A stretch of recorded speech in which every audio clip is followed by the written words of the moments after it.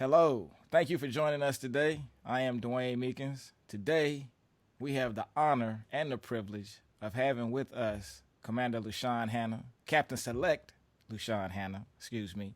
Uh, Commander, how you doing, sir? I'm doing well, Dwayne. Thank you so much for having me. You're an old friend and a longtime mentor who I've always looked up to. So it's an honor to be speaking with you tonight. Always good to catch up with you. So, I want the people to kind of get to know you a little bit. So, where are you from? So I was born in Portsmouth, Virginia, actually. I'm the son of two Coast Guard parents. Was raised all over the country, grew up in Virginia, Texas, Louisiana, Maryland, and really have probably spent about half of my career in California, which I call home now. How long have you been in the Coast Guard? So this past May, I hit 22 years, and time does fly. That means you've been having fun, right? I've been having fun. It does fly when you're having fun. You sometimes look back and you think, wow, where did the time go? I certainly don't feel 42, but I think what helps is that I've had the blessing of good friends and mentors like yourself, a strong, supportive family who've allowed me to, not only take care of myself but also be successful and to still be thriving today. What job are you currently in?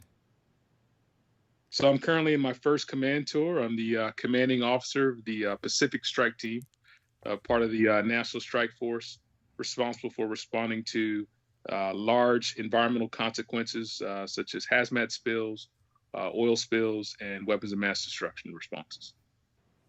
What's the most interesting response you've had recently?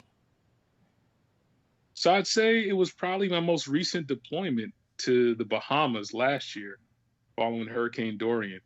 That was pretty unique in many ways because it wasn't a traditional mission set for the National Strike Force in that it wasn't just pollution response that was needed. So the scenario I like to bring up is, let's say, imagine in our country we had a major disaster, and the regional administrator for FEMA was fired by the President of the United States. And in that regional administrator's place, the president inserted a senator with no crisis management experience to run the response. That's basically what happened to us. And so I was a part of a small contingent of Coast Guard personnel shoring up the emergency management staff for this senator who was put in charge of the response to Grand Bahama Island. Wow, that's impressive. But you got the skill set to pull that off. So I'm glad you were there. Creative thinking, definitely. Now, I didn't plan this, but one of your old bosses has been in the news a lot recently. Do you mind sharing the job that you had, and have you had an opportunity to communicate with him? Sure. And this was an assignment that, when I met you, Dwayne, back in 2002, as a young Lieutenant JG, my second tour in the Coast Guard, I would have never even dreamed even existed in the Coast Guard or even imagined that I could even be competitive for. And so that job as Lieutenant Commander from 2014 to 2016 was the military aide to the Vice President of the United States. And some people know that job commonly as the football carrier. So you carry the nuclear codes with you at all times for the president and the vice president in my case. And so an amazing tour, went all around the world with former vice president, now president-elect Joe Biden. I have not been in touch with the administration. I will say, just from my standpoint as a military officer, we are politically agnostic. So, my relationship with him was really just from subordinate to supervisor and him as a mentor. And I could just say he was a fantastic boss. The little bit I could share from behind the scenes is that he's a devout family man, someone I admire just as a human being, just outside the political stuff. And but I wonder if he would even remember me because he had so many aides and staffers around him. But yeah, no calls from the administration, but happy to serve if called upon. Outstanding. It was I was really proud to have had you in that role, and I was happy for you when you got that position. So that was I was proud as a mentor that you had achieved that level of success. So thank you. Your investment paid a few dividends, sir. I appreciate it, and I'm glad you are still thriving. It makes me proud and happy to see. Well, I think during that tour, you came up for a tour, right? If I remember correctly, were you I able to did. come up with? I brought my sons and my nephews. They still talk about the White House fries. They're the best fries they've ever had in their life. And the downside to having had the best fries that they've ever had in their life is you can't have a conversation with anybody about them because there's no context. So Right, they can right. only have the conversation with themselves. So it's It's a it's small fraternity. it is. It's a very small fraternity. They're like, we had this They had a debate at high school. Who's got the best fries? McDonald's, Wendy's, Chick-fil-A, and they looked at each other and they were like White House fries, but nobody else would get that, so we're gonna say these. And So they got yeah, their own cover story. That's they great. they do. It was great. I think that was the best part of that tour is not only yourself, but being there and having the opportunity to share it with the people I care about. So that made the whole tour. So yeah, that's a great memory. Cool. So we are conducting our military play tournament this week. So I wanted to discuss how gaming is used in the service, how some of our shipmates and compatriots use it to combat depression and PTSD and traumatic brain injuries and all sorts of things. You and I used it as a way to build camaraderie and and morale. And there were a lot of other guys at the unit that played as well and used it in a very similar vein. What has what did gaming with shipmates mean to you? Wow, that's great. I haven't had a chance to reflect on it too much. I appreciate the opportunity to share my perspective, and um, I felt like me and folks my age, we were part of this generation of gamers that didn't exist in the workplace before us. So, um, whether you were from the South, the North, the East, or the West, whether you were educated, didn't have a lot of education, whether you were rich or poor, our generation, that was a common bond. You know, it was just one other thing we had, especially when you couldn't go out and play basketball together. It was inclement weather. You go out and you grab the sticks, get on the sticks and just decompress. And it was good, just safe fun. Um, and so for me, also I found a career where I had a little money and I could, maybe buy some newer games, and not just get the old ones that I bought from a friend out of their locker or something that Nintendo cartridges you have to blow in a bunch of times to get to work. I actually got the new ones when they came out. And, the early 2000s was you and I connected, Madden really, really started to get popular. And it was highly connected to the college game at the time. And I had a good run there, 8 or 9 years where, every August I was getting the college game, creating myself, and then when Madden would come out, I would draft myself out of college, and play a season of Madden. And that was my annual routine. Um, and, you know, just like you bring up common topics at work, if you got a hint that someone was a gamer, they may make a reference that only a gamer would know. That was just one other thing you could bond over and spend time with each other on. And it was just one of those things where, you know, I probably wouldn't have had some of the relationships I had without, gaming. It's just simple, wholesome fun. You got a little trash talk, but I can never think of a situation, unlike other activities where there was anything controversial. You know, no one was getting arrested or getting in fist fights or getting in trouble just playing video games. So um, I'm a proud gamer.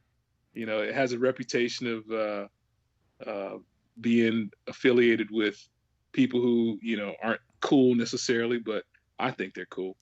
And I still play games from time to time, and I think now it's great to share some of those older games with my kids. I got a 10-year-old and an 8-year-old, so yeah, I've gone away from gaming, but kind of come back in recent years. And it's your oldest that was competing in Rocket League, right? That's correct. That's correct. And here it is. I have no idea about this game. She has Nintendo Switch, and she's explaining that it's soccer with vehicles, and I'm like, you got what? Uh, so it's not Madden. I can't really help her, but it's just amazing to see kids just take to it. It's just intuitive, and she did pretty good. She made it to the playoffs. She was one of the only girl. I think she was the only girl in her league, which I think is another topic to talk about. The Indeed. gender equity within gaming. So yeah, it's been eye opening, just fun to just kind of see her and experience her kicking my butt in games too. It happens, man, and it doesn't get better. You get older, your reflexes slow down. It's it's the power dynamic is all off when they get older, because you're getting older too. That's That's the for the age, downside. definitely. So have you been able to play with her or help her get better at games or understand how did she feel when she was competing against all boys and uh, but made it to the playoffs anyway? Right. So, I think the other resource that kids have now that maybe you and I didn't have is uh, all these free tips and guides. So it's funny. My contribution as coaching per se was to find some like YouTube videos of. I mean, that's a thing now. People watch other people game well and they get tips, and so I actually had her watch a few short videos, and she actually learned some things and got better from those videos. So it was great. I had this kind of electronic coach helping me along with her.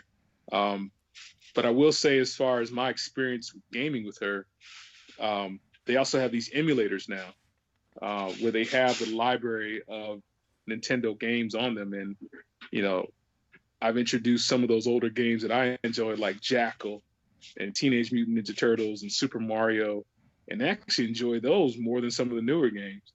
So to the point where I have to cut them off, and especially those ones where we can team up, like maybe like a Double Dragon or a Teenage Mutant Ninja Turtles, and kind of beat the game. That experience, I think is unique to some of the games of our generation. Just the simplicity, arcade, mash a few buttons, beat them up, and get and win. So I think that's been nice sharing that experience with it. Cool. Do they play? Did you introduce them to Tecmo Bowl? That's a super important question. No Tecmo Bowl yet. We're still, I have seen some interest from my youngest one in football. So I think with that baseline, I can take it to the next level. And thank you for that suggestion, though. I think Tecmo Bowl is next in her training plan. So, how about you? Are you getting a chance to play? I know you said you kind of you got a lot of '05 and upcoming '06 responsibility, but do you have time to decompress and game yourself, or is it just about them when you play? You know, um, on a personal note, I have found some time, especially as operations slow down in the winter. Lately, I've been playing Stadia. Um, I got it last year because I thought it was a great concept because it doesn't take it up a lot of room. It's a little dongle that goes into your HDMI port, and you got the controller, so it's an easy setup. You're able to boot it up. It takes a lot of data. I mean, data for your Wi-Fi. I've noticed that, but lately I've been playing 2K21. Last year 2K20. The Stadia's library is still growing. So, some down moments on the weekends, definitely. I'm still getting back into it. Cool. What mode do you play in 2K? Rookie and pro. Yeah, I get demolished. You talk about those reflexes on the buttons. I just, you know, I do my best. I'm having fun because also they have a lot of old school players you can acquire, which I like. The Wilt Chamberlains, Oscar Robinsons, and Magic. Those are the rewards I try to seek and the try to challenges I try to beat. But yeah, and in the online play, if I'm playing against another player, I usually get destroyed. But I'm having fun. Cool. So you play my team, where you get the cards and okay. That's correct. My team is probably the only mode I play it. It took me a while to get used to the concept because, when you and I came up, you bought the game and that was it. Now there's all these additional add-ons. Just buying the game is just the beginning. Now Yeah. you've got to invest more to get the full experience of the game. So. True. Now, you are the first person that I think I've talked to who actually has a Stadia. So tell me about that experience. It's well, for those watching, it's supposed to be an all online. There's no console. You don't have to buy games. Everything, no updates. Everything is in the cloud. Do you experience any lag with that, or how is that? Definitely. I got the founders edition, where you're the early adopter. And so I'm definitely experiencing some of the growing pains with the technology. I keep reading in a lot of places that they are working on it. They're working on the Wi-Fi issue because I got an alert from my service provider say, hey, you've used 75% of your home's allocation for your home Wi-Fi. Wow. I can't blame it on the kids' virtual learning. I'm like, it's got to be the Stadia. And so they mentioned something about the technology going to a new type of technology to use less data. But also some other issues are periodically I'll be in the middle of playing a game and the controller will disconnect for no reason. So you have to punch in a code to reconnect it, and sometimes the code doesn't click in immediately. So I may just have to, if I'll get sick of waiting and I'll walk away, or it'll after about 5 minutes it'll finally click in. So random stuff like that. Buffering hasn't been an issue, which I'm pleasantly surprised about. It doesn't. There's no real lag with the actual streaming. And then one last thing is when I do online play, I notice that it doesn't sync well with the shot meter. All right, so you get into a rhythm with certain players to hit that arc or the line to make the basket, but in online play consistently, it just kind of peters out. It doesn't respond to its normal rhythm of when that player's shot should hit that mark. So, but I'm sticking with it. It works. It doesn't take a lot of space in the living room. Like I said, I don't have to wait for updates. And I think Google is underrated on their hardware line. I think they can compete if they invest well, compete with the Apples and Amazon with their hardware line. So I'm sticking with it for now. Cool. And to be fair, I play online 2K. I play Xbox and PS4, and it's online. It's not. I think it's not just the the Stadia. game. No, it's not just the Okay. Stadia. Everybody has that. I know people who only play online because it is different playing offline and online. So Okay. if you play offline and you get your shot right, and then you go back to online, it's messed up because the timing's different. Okay. Good to know. Okay. Yeah. Good to know. And Cool. and so that's another thing with Stadia because there aren't a lot of consoles out there. Not a lot of people with the Stadia. You know, I've tried to get a match, and I just won't get a match. It'll just like say looking for a match for like an hour, Mm. or and then I'll just cut it off. It just aren't there. I think it's got to be stated a Stadia user. It's kind of I think maybe how it works, but I'm not seeing that with other console users where they have to wait hours just to find a match, and this Yeah. is, not even late at night. So Yeah, it's not unless you're playing a really old game that would you have that kind of problem. Have you played Madden? Is Madden on the Stadia? no, but they say it's coming this year, so I'm looking forward to that. Oh, good for Yeah. you. If they have cross-platform, hit me up. We got to play. I will definitely. I'll line up for a butt whooping. Hey, I kind of owe you one after that Tecmo Bowl thrashing you gave me last time I visited. So it's like Understood. you didn't have to do Understood. Cam like that, man. That was kind of disrespectful. So, but Look forward. you got anything else you want to share with us?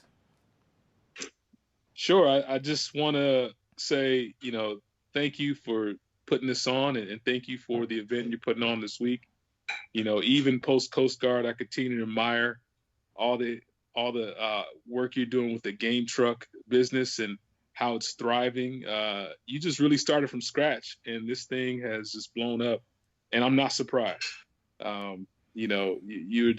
You've always been a true achiever in everything you do, and not only that, it's the leadership and the kind of attitude you bring to others that make them want to be a part of whatever you're doing.